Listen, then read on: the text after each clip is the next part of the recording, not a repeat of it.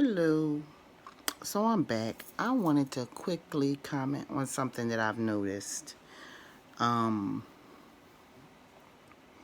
I am a priestess of Obatala who is like I'm a practicing priestess of Obatala, and I definitely study also the law of attraction. I am noticing that I think the law of attraction community is geared towards people who are really trying to divest themselves of what would be considered religious culture, God. And the thing I keep hearing, and I hear it in a very weird apologetic way in videos, oh, this is somewhat esoteric. And it's just like, why are you saying that like that? A lot of people believe in God. And there's no need to make them feel strange because they're talking from that level.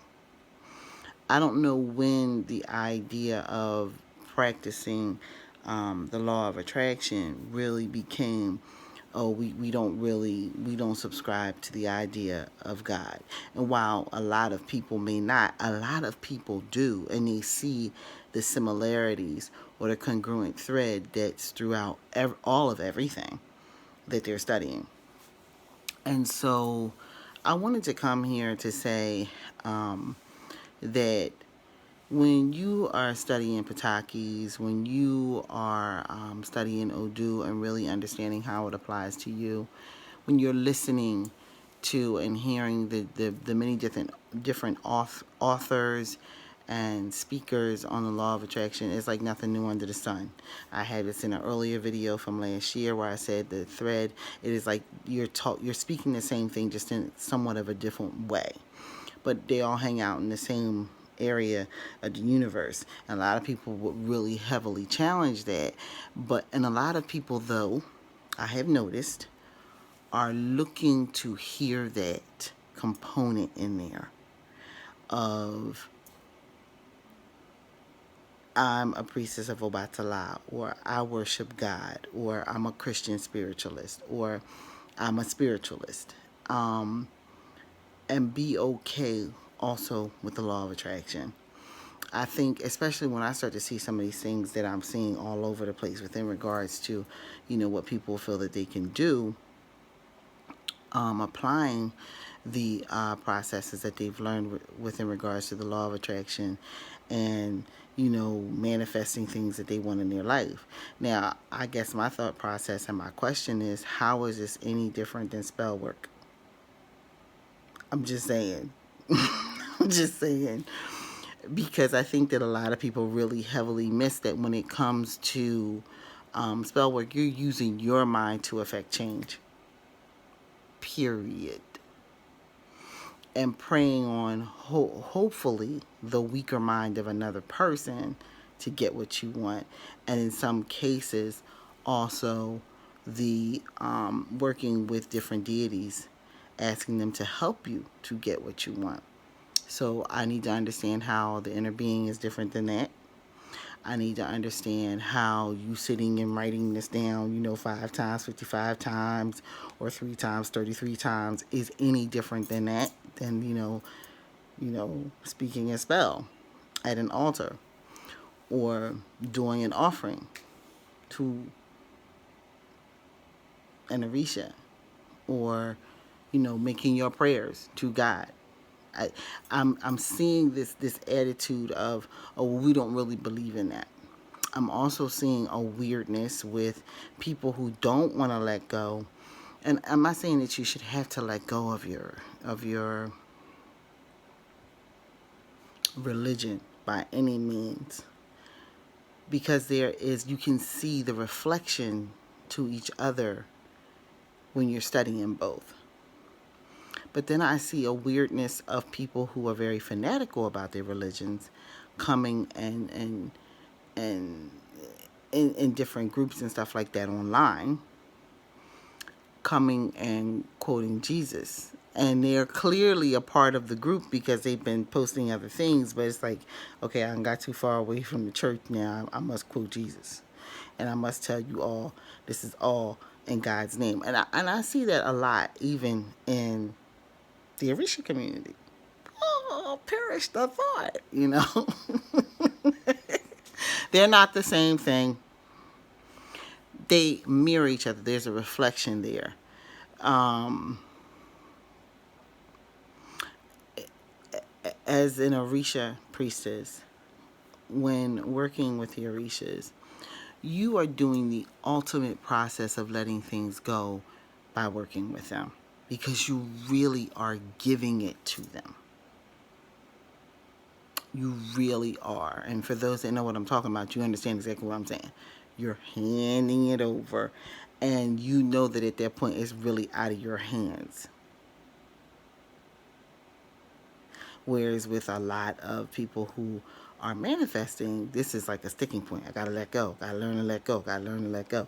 Letting go is not so much of an issue when you know that you're letting it go to something that's actually real. I think for a lot of people, inner being is not real. I think they think their inner being cannot stay. I have heard people say this, depending upon what you're listening to. If you listen to Abraham, I have seen people get online saying, I think my inner being is broken. Like, yeah, you the one person came down here with a broken part of source. No, it's just not how that happens. Um, I have noticed that there is a line definitely in the law of attraction community to take religion out of it, and to make it very logical and to make it make sense. But see, that's the problem with it. In my opinion, the biggest problem with that is when you make it logical, that means that they're in control. And when people want to be in control and keep themselves in a place where they don't believe anything good can happen for them, you then just logically gave them a reason why nothing can happen for them. And so you see many different videos, many different books trying to explain this logical reason that this makes sense. And the problem with that is when you take the esoteric or the religious principle out of it, now you've given people, like, they need to be able to understand how everything works. And there are people who really are like that. I'm very much like that. I'm a very analytical person, but I have a side of me that is so religious, so faithful, so part of that process that it's just like, why are you apologizing because a person would talk to their ancestors or talk to their guardian angels? Like, well, why are you darn near apologizing in this video and you're looked at as somebody that people are watching on a regular basis? I question that. I don't care who sees this. Seriously, I question that because it makes no sense to me. Okay? When we pare it down to the nuts and bolts of the situation, we take the energetic spark that we do not make out of it. And then it looks like, oh, I just went to the store and I bought apples and oranges, so I made a fruit salad. And that's just not how it is. We all know that's just not how it is. Take, for instance, you could let something go for a very, very long time. I'm going to do this. I keep saying I'm going to do this video on love, but I want to speak about that very quickly right now. You could take that out. And you could just be living your life and having a good conversation with yourself about the type of mate that you want all the time. And that never changes. Like, you just are continuing to talk about them because you don't have them in your life, but you're very happy with where your life is now. And you get so embedded in that process of happiness with where you are that by the time they show up, you realize you were really being listened to in so many ways. But I think the spiritual ha he he is that they're human. And they still come with their issues, and you human, and you come with your issues. And so you two come together and you have found everything that you've wished for in this person, and yet it's still a challenge. You still got to figure it out.